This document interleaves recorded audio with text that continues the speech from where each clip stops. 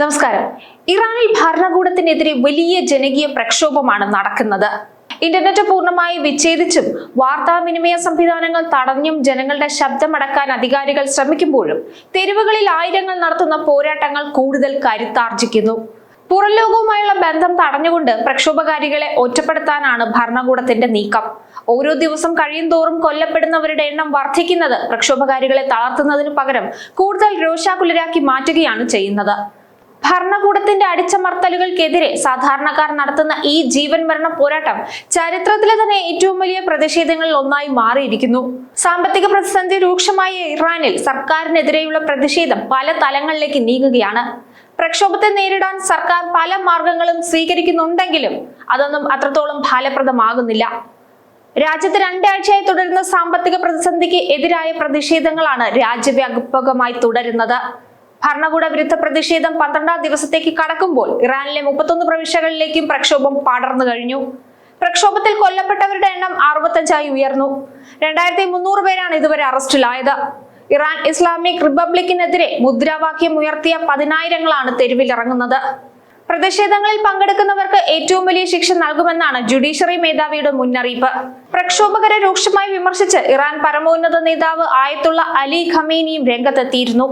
US president Donald ട്രംപിന്റെ പ്രീതി നേടാൻ ശ്രമിക്കുന്ന ഒരു കൂട്ടം അക്രമികൾ എന്നാണ് ഖമേനി പ്രതിഷേധക്കാരെ വിശേഷിപ്പിച്ചത്. ആർക്കും മുന്നിൽ മുട്ടുകുത്തില്ലെന്നും ശക്തമായി നേരിടുമെന്നും ഖമേനി മുന്നറിയിപ്പും നൽകുന്നുണ്ട്. പ്രതിഷേധക്കാരെ ഇറാൻ കൊല്ലുന്നത് തുടർന്നാൽ US ഇടപെടുമെന്ന് ട്രംപ് നേരത്തെ ഭീഷണിപ്പെടുത്തിയിരുന്നു. വിലക്കയറ്റവും റിയാലിന്റെ മൂല്യവും കുത്തനെ ഇടിഞ്ഞതിന്റെ പശ്ചാത്തലത്തിൽ ഡിസംബർ 28-നാണ് രാജ്യത്ത് പ്രതിഷേധങ്ങൾ പൊട്ടിപ്പുറപ്പെട്ടത്. വൈകാതെ ഭരണകൂട വിരുദ്ധ പ്രക്ഷോഭമായി അത് മാറുകയായിരുന്നു. ഖമേനിയുടെ ഭരണം അവസാനിപ്പിച്ച കിരീടാവകാശി റസ പഹ്ലവിയെ രാജ്യത്ത് തിരിച്ചെത്തിക്കണമെന്നും പ്രക്ഷോഭകർ ആവശ്യപ്പെടുന്നുണ്ട്. ഷാ ആയ മുഹമ്മദ് റസ പഹ്ലവിയുടെ മകനായ റസ നിലവിൽ US-ലാണ്. 100-ലധികം പട്ടണങ്ങളിലും നഗരങ്ങളിലും പ്രതിഷേധങ്ങൾ വ്യാപിക്കുകയും രാഷ്ട്രീയ സ്വഭാവം കൈവരിക്കുകയും ചെയ്തു. ജൂണിൽ ഇസ്രായേൽ ആരംഭിച്ച 12 ദിവസത്തെ യുദ്ധത്തിൽ നിന്ന് രാജ്യം ഇപ്പോഴും കരകയറിയിട്ടില്ല. ഇതിനു പിന്നാലെ ഇറാനിൽ റിയാൽ കറൻസിയുടെ മൂല്യം കുത്തനെ ഇടിഞ്ഞത് വലിയ രീതിയിലാണ് ബാധിച്ചത്. റിയാലിന്റെ തകർച്ചയാണ് ഇറാനിലെ സാമ്പത്തിക പ്രതിസന്ധി ഇത്രയും വഷളാക്കിയത്. സാമ്പത്തിക പ്രതിസന്ധിയെയും ഉയർന്ന വിലക്കയറ്റത്തെയും തുടർന്നാണ് ജനങ്ങൾ തെരുവിലിറങ്ങിയത്. ടെഹ്റാനിൽ ആദ്യം കടയുടമകൾ ആരംഭിച്ച പ്രതിഷേധം പിന്നീട് രാജ്യത്തെ വിവിധ പ്രവിശ്യകളിലേക്കും സർവകലാശാലകളിലേക്കും വ്യാപിച്ചു. മാംസം, അരി തുടങ്ങിയവയുടെ വില വർദ്ധിച്ചു. രാജ്യം ഏകദേശം 40% വാർഷിക പണപ്പെരുപ്പം നേരിടുന്നുണ്ട്. ഡിസംബറിൽ ഇറാൻ സബ്സിഡി നിരക്കിലുള്ള പെട്രോളിന് പുതിയ വില നിശ്ചയിച്ചു. ലോകത്തിലെ ഏറ്റവും വിലക്കുറവിൽ പെട്രോൾ വിൽക്കുന്ന രാജ്യങ്ങളിൽ ഒന്നായ ഇറാനിൽ ഇന്ധനവില കൂടിയതോടെ കാര്യങ്ങൾ കൂടുതൽ അവതാളത്തിലായി. ഇത് ജനങ്ങളെ കൂടുതൽ സമ്മർദ്ദത്തിലെത്തിച്ചു. ഇറാനിയൻ സെൻട്രൽ ബാങ്ക് അടുത്തിടെ മരുന്ന്, ഗോതമ്പ് ഒഴികെയുള്ള എല്ലാ ഉൽപ്പന്നങ്ങൾക്കും മുൻഗണനാ അടിസ്ഥാനത്തിലുള്ള ഡോളർ റിയാൽ വിനിമയ നിരക്ക് അവസാനിപ്പിച്ചതിനാൽ ഭക്ഷ്യവില ഇനിയും വർദ്ധിക്കും. ഇറാനെ പിന്തുണയ്ക്കുന്ന രാജ്യങ്ങളുടെയും സായുധ ഗ്രൂപ്പുകളുടെയും കൂട്ടായ്മയായ ആക്സിസ് ഓഫ് റെസിസ്റ്റൻസ് 2023-ൽ ഇസ്രായേൽ ഹമാസ് യുദ്ധം ആരംഭിച്ചതു മുതൽ ദുർബലമായിട്ടുണ്ട്. ഇറാനിൽ വലിയ തോതിലുള്ള മാധ്യമ നിയന്ത്രണം നടക്കുന്നുണ്ട്.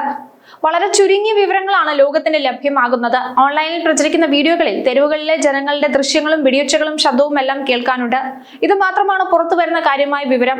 ഇറാനിലെ മാധ്യമ പ്രവർത്തകർക്ക് രാജ്യത്ത് യാത്ര ചെയ്യാൻ സർക്കാരിന്റെ അനുമതി ആവശ്യമാണിപ്പോൾ. പ്രക്ഷോഭ വാർത്തകൾ റിപ്പോർട്ട് ചെയ്യുന്ന മാധ്യമ പ്രവർത്തകർ വ്യാപകമായി അറസ്റ്റ് ചെയ്യപ്പെടുന്നുണ്ട്. അന്താരാഷ്ട്ര മാധ്യമങ്ങൾക്ക് ഇറാനിൽ പ്രവേശിക്കുന്നതിനും വാർത്തകൾ ശേഖരിക്കുന്നതിനുമൊക്കെ കർശനമായ വിലക്കുകളുണ്ട്. പരിക്കേറ്റ പ്രതിഷേധക്കാർ അറസ്റ്റ് ഭയന്ന് ആശുപത്രികളിൽ പോകാൻ മടിക്കുന്നുവെന്ന റിപ്പോർട്ടുകളും പുറത്തു വരുന്നു. പലരെയും ആശുപത്രിയിൽ ചികിത്സയിലിരിക്കെ സുരക്ഷാ സേന പിടിച്ചുകൊണ്ടു പോകുന്ന സാഹചര്യമുണ്ടെന്ന് മനുഷ്യാവകാശ സംഘടനകൾ ചൂണ്ടിക്കാട്ടുന്നു. കലാപക്കാരെ നിലയ്ക്ക് നിർത്തണമെന്ന പരമോന്നത നേതാവ് ആയത്തുള്ള ഖമേനിയുടെ ആജ്ഞയ്ക്കും കാര്യമായി എന്തെങ്കിലും ചെയ്യാനായിട്ടില്ല. ജനങ്ങൾ പിന്തിരിയുന്നില്ല.